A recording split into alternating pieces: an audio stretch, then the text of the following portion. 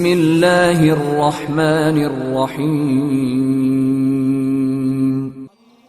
اس کے متعلق حضور علیہ الصلاۃ والسلام نے صحابہ سے ارشاد فرمایا، میں ایک ایسی آیت کو جانتا ہوں اگر لوگ اس پر عمل کریں تو ان کے ہر کام کے لیے یہ آیت کافی ہو جائے۔ صحابہ نے عرض کی، یا رسول اللہ صلی اللہ علیہ وآلہ وسلم، وہ کون سی آیت ہے؟ تو حضور علیہ الصلاۃ والسلام نے اس آیت کی تلاوت فرمائی، وَمَن يَتَّقِ اللَّهَ يَجْعَل لَّهُ مَخْرَجًا، اور جو اللہ سے ڈرے اللہ اس کے لیے نکلنے کی راہ بنا دے گا۔ اس پر عمل کس طرح ہوگا؟ اس کی تلاوت کا اپنا فائدہ ہے، وظیفے کے طور پر بھی پڑھا جاتا ہے۔ انسان کا کوئی کام رک جائے، رکاوٹ آ جائے، کسی بھی طرح بن نہ رہا ہو، تو انسان ہر نماز کے بعد اس آیت کریمہ کو اور اگلی آیت کو 21 مرتبہ پڑھے۔ یہ اور اگلی آیت دونوں آیت ہیں، 21 مرتبہ پڑھے تو اس آیت کی تلاوت کی برکت سے ہر رکا ہوا کام پورا ہو جائے گا، کسی کے پاس جانے کی ضرورت نہیں پڑے گی۔ اور عمل کس طرح ہوگا؟ جو اللہ سے ڈرے، تو اصل ہے اللہ کا ڈر۔ انسان دنیا میں بہت سے کام کرتا ہے لوگوں کی ناراضگی سے بچنے کے لیے، وقت پر آفس پہنچتا ہے، وقت میں کلاس پہنچتا ہے، وقت پر کالج پہنچتا ہے۔ کیوں؟ باس ناراض نہ ہو جائے، اسکول والے ناراض نہ ہو جائیں، ٹیچر ناراض نہ ہو جائیں، پرنسپل ناراض نہ ہو جائیں، کہیں مجھے کالج سے نکال نہ دیا جائے۔ اگر میں نے یہ کام وقت پر کر نہیں دیا تو فلاں پارٹی ناراض ہو جائے گی اور پھر میرا کام بگڑ جائے گا۔ ناراضگی کا ڈر ہوتا ہے، تو انسان بہت سارے کام محبت میں کرتا ہے اور بہت سارے کام ناراضگی سے بچنے کے لیے کرتا ہے۔ تو اصل تو یہ ہے کہ انسان کوئی بھی کام کرے تو اللہ کی محبت میں کرے، نہیں تو کم از کم اتنا تو ہر بات میں خیال رکھے کہ اگر میں نے یہ کام کیا تو اس کام کے کرنے کی وجہ سے اللہ ناراض ہو جائے گا، انسان چھوڑ دے۔ اور اگر میں نے یہ کام نہیں کیا تو اللہ ناراض ہو جائے گا، اس کام کو کر لے۔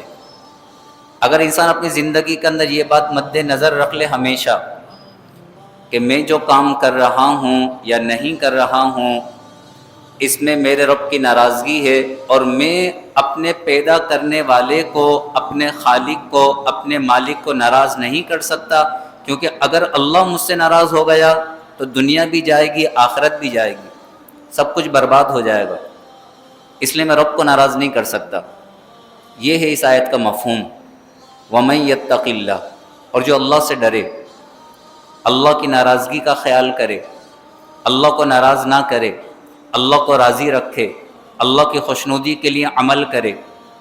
نماز فجر نہیں چھوڑ سکتا، اگر نماز فجر چھوڑی اللہ ناراض ہو جائے گا۔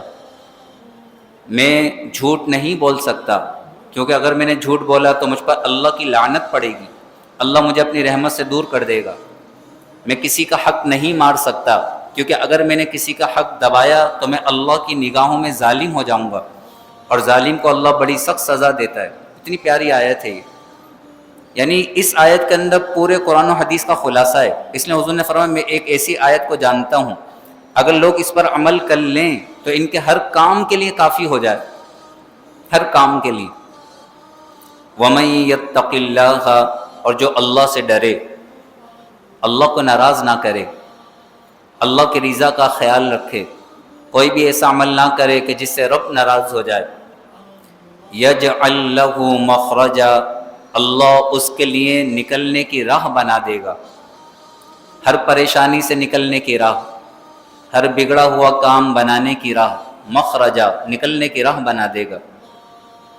وَيَرْزُقْهُ، اور اسے رزق دے گا، روزی دے گا، من حیث، ایسی جگہ سے، لا یحتسب، جہاں سے اس کا گمان بھی نہیں ہوگا۔ اللہ اکبر۔ ایک چیز ہے صرف کہ میرا رب مجھ سے ناراض نہ ہو، ایک چیز ہے صرف، میرا رب مجھ سے ناراض نہ ہو۔ میرے رب نے مجھ پر جو چیزیں لازم کی ہیں میں انہیں ادا کروں، جن سے بچنے کا حکم دیا ان سے بچوں، میرا رب ناراض نہ ہو۔ تو اللہ کا وعدہ ہے نکلنے کی راہ بھی بنائے گا، وَيَرْزُقْهُ مِنْ حَيْثُ لَا يَحْتَسِبُ، اور اسے ایسی جگہ سے رزق عطا فرمائے گا جہاں سے اس کا گمان بھی نہیں ہوگا۔ وَمَن يَتَوَكَّلْ عَلَى اللَّهِ، اور جو اللہ پر بھروسہ رکھے، اللہ پر توکل کرے، اللہ پر اعتماد کرے، فَهُوَ حَسْبُهُ، تو اللہ اس کو کافی ہے۔ کلام ہے یہ اللہ کا کلام، اللہ خود فرما رہا ہے، اللہ خود فرما رہا ہے جو اللہ پر اعتماد و توکل کرے فَهُوَ حَسْبُهُ، اللہ اس کو کافی ہے۔ ان اللہ بالغ امری، بے شک اللہ اپنے کام کو پورا فرمانے والا ہے۔ ایسا نہیں کہ اللہ جس کام کا ارادہ فرما لے تو کوئی اس کام کو روک دے، نہیں، اللہ کافی ہے۔ ان اللہ بالغ امری، بے شک اللہ اپنے کام کو پورا فرمانے والا ہے، اسے اس کے کام سے کوئی بھی روک نہیں سکتا۔ قد جعل اللہ لکل شیء قدرا، بے شک اللہ نے ہر چیز کے لیے ایک اندازہ مقرر کر رکھا ہے۔ تقدیر، قدرہ تقدیر کو کہتے ہیں۔ اللہ نے ہر چیز کی ایک تقدیر مقرر کر رکھی ہے، ہر کام اپنے وقت پر ہوگا۔ جس کام کے لیے اللہ نے جو وقت مقرر کر دیا ہے اس وقت سے نہ پہلے اس وقت کے نہ بعد۔ قد جعل اللہ لکل شیء قدرا، بے شک اللہ نے ہر چیز کے لیے ایک اندازہ مقرر کر رکھا ہے، ہر ایک کی تقدیر مقدر ہے۔ اللہ تبارک و تعالی اس آیت کریمہ کا نور ہم سب کو نصیب فرمائے۔ اس کا شان نزول کتنا پیارا ہے اس آیت کریمہ کا، وَمَن يَتَّقِ اللَّهَ يَجْعَل لَّهُ مَخْرَجًا، جو اللہ سے ڈرے اللہ اس کے لیے نکلنے کی راہ بنا دے گا۔ وَيَرْزُقْهُ مِنْ حَيْثُ لَا يَحْتَسِبُ، اسے اسی جگہ سے رزق عطا فرمائے گا جہاں سے اس کا گمان بھی نہیں ہوگا۔ وَمَن يَتَوَكَّلْ عَلَى اللَّهِ فَهُوَ حَسْبُهُ، جو اللہ پر اعتماد کرے تو اللہ اس کو کافی ہے۔ ان اللہ بالغ امری، بے شک اللہ اپنا کام پورا فرمانے والا ہے۔ قد جعل اللہ لکل شیء قدرا، بے شک اللہ نے ہر چیز کے لیے ایک اندازہ مقرر کر رکھا ہے، تقدیر کو لکھ رکھا ہے۔ حضرت عوف بن مالک صحابی رسول ہیں، ضعیف ہو گئے تھے، بوڑھے ہو گئے تھے، گھر میں محتاجی کا عالم تھا، بڑی پریشانی تھی۔ ایسے میں یہ ہوا کہ ان کے بیٹے کو مشرکین نے پکڑ لیا اور قید کر لیا۔ پہلے ہی پریشانی تھی، بیٹا بھی مشرکین کی قید میں، پتہ نہیں کب مار دیں۔ حضرت عوف بن مالک حضور کی خدمت میں حاضر ہوئے، عرض کرنے لگے کہ یا رسول اللہ، میرے بیٹے کو مشرکین نے قید کر لیا ہے، اور اپنی محتاجی کی بھی شکایت کی کہ بڑی پریشانی ہے اور یہ معاملات ہیں۔ تو حضور علیہ الصلوۃ والسلام نے فرمایا اللہ سے ڈرتے رہو، اللہ کا ڈر رکھو۔ اور ڈرنے کا مفہوم کیا ہے؟ یعنی ہر وہ کام کرو جس سے اللہ راضی ہو، ہر اس کام سے بچو جس سے اللہ ناراض ہو جائے۔ اللہ سے ڈرتے رہو، صبر کرو، اور لا حول ولا قوت الا باللہ العلی العظیم کثرت سے پڑھو۔ لا حول ولا قوت الا باللہ العلی العظیم در حقیقت یہ اللہ کی ذات پر اعتماد اور توکل کا اظہار ہے کہ انسان کہتا ہے نہ کوئی طاقت ہے نہ کوئی قوت ہے مگر اللہ ہی کی طرف سے، جو بلند و بالا ہے، بڑی عظمت والا ہے۔ تو انسان اپنے کام اللہ کے سپرد کر دیتا ہے۔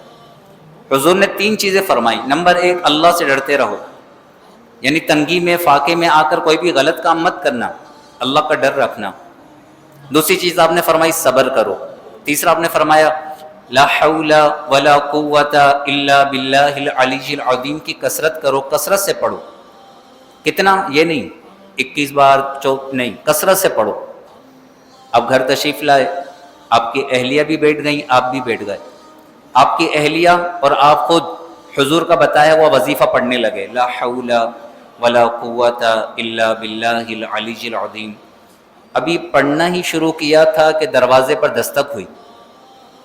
آپ نے جیسے جا کے دروازہ کھولا تو کیا دیکھتے ہیں کہ آپ کے بیٹے آپ کے دروازے پر کھڑے، اور نہ صرف دروازے پر کھڑے بلکہ ان کے ساتھ بکریوں کا پورا ایک ریوڑ ہے۔ بعض روایت میں ہے کہ 4000 بکریاں تھیں ان کے ساتھ، 4000 بکریاں۔ ہوا یہ کہ مشرکین کی قید سے وہ کسی طریقے سے چھوٹے اور ان کی بکریاں بھی اپنے ساتھ لیتے آئے، 4000 بکریاں۔ فاقہ بھی جاتا رہا، محتاجی بھی جاتی رہی۔ حضرت عوف حضور کی خدمت میں حاضر ہوئے، بکریوں کا حکم پوچھا تو فرمایا چونکہ ان کی قید سے آئے ہیں دشمنوں کا تو مال غنیمت ہے، آپ نے اس کی اجازت دی استعمال کرنے کی۔ تو ابھی صرف یقین کامل کے ساتھ پڑھنا ہی شروع کیا تھا کہ اللہ نے بیٹے کو رہائی بھی عطا فرما دی اور غربت کو دور بھی فرما دیا۔ لیکن شرط کیا ہے؟ وَمَن يَتَوَكَّلْ عَلَى اللَّهِ فَهُوَ حَسْبُهُ، جو اللہ پر اعتماد کرے۔ انسان اعتماد سے نکل جاتا ہے کب؟ جب وہ غلط راستے کو اختیار کرتا ہے، جب اللہ کی ذات پر اعتماد نہیں کرتا، وہ کہتا ہے کہ میں رشوت دے دوں، میں بینک میں پیسے رکھ کر سود سے پیسے لے لوں تو اس سے گھر بسر چل جائے گا، یعنی وہ غلط راستے پر چل ہی جاتا ہے۔ اور جو غلط راستے پہ نہیں گیا، اللہ کی رضا پر راضی رہا، اللہ کی ذات پر اعتماد و توکل کیا، تو حضور علیہ الصلوۃ والسلام نے فرمایا جو اللہ کی ذات پر اس طرح توکل کرے جس طرح توکل کرنے کا حق ہے، تو اللہ اسے اسی طرح روزی عطا فرمائے جس طرح پرندوں کو روزی عطا فرماتا ہے، کہ پرندے صبح کے وقت بھوکے نکلتے ہیں اور شام کو بھرے پیٹ کے ساتھ گھر کو واپس آتے ہیں۔ توکل اور اعتماد کی نعمت، یہ بڑی نعمت ہے، بہت بڑی نعمت ہے توکل اور اعتماد کی۔ پھر توکل کی منزلیں ہیں۔ توکل کی مثال سمجھ حضرت ابراہیم خلیل اللہ، کیسا توکل تھا، آگ میں جا رہے ہیں، اللہ کی رضا پر راضی ہیں، توکل کی اعلیٰ مثال ہے۔ توکل کی مثال ہے بیٹے پر چھری کو چلا رہے ہیں۔ ہماری تو یہ کیفیت نہیں ہے، نہ ہماری یہ آزمائش ہے، نہ ہمارا یہ امتحان ہے۔ تھوڑا سا فاقہ آتا ہے، تھوڑی سی آزمائش آتی ہے، تھوڑے سے پیسوں میں کمی ہو جاتی ہے تو انسان ادھر ادھر کے راستے ڈھونڈتا ہے، ناجائز ذرائع اختیار کر لیتا ہے، نہیں کرنا چاہیے۔ اللہ تبارک و تعالی اس آیت کا نور نصیب فرمائے۔ کوشش کریں اس آیت کو یاد کر لیں۔ وَمَن يَتَّقِ اللَّهَ يَجْعَل لَّهُ مَخْرَجًا وَيَرْزُقْهُ مِنْ حَيْثُ لَا يَحْتَسِبُ وَمَن يَتَوَكَّلْ عَلَى اللَّهِ فَهُوَ حَسْبُهُ إِنَّ اللَّهَ بَالِغُ أَمْرِهِ قَدْ جَعَلَ اللَّهُ لِكُلِّ شَيْءٍ قَدْرًا۔ فجر کے بعد 3 مرتبہ، عصر کے بعد 3 مرتبہ، صبح شام 3 مرتبہ پڑھ لیں تو انشاءاللہ توکل کی نعمت بھی حاصل ہو جائے گی، اس آیت کا نور بھی نصیب ہوگا، اللہ سارے بگڑے کاموں کو بھی بنا دے گا، غیبی مدد بھی شامل حال ہو جائے گی۔ وآخر دعوانا ان الحمد للہ رب العالمین وصلی اللہ تعالی علی خیر خلقہ ونور عرشہ سیدنا ومولانا محمد وعلی آلہ واصحابہ اجمعین، آمین برحمتک یا ارحم الراحمین۔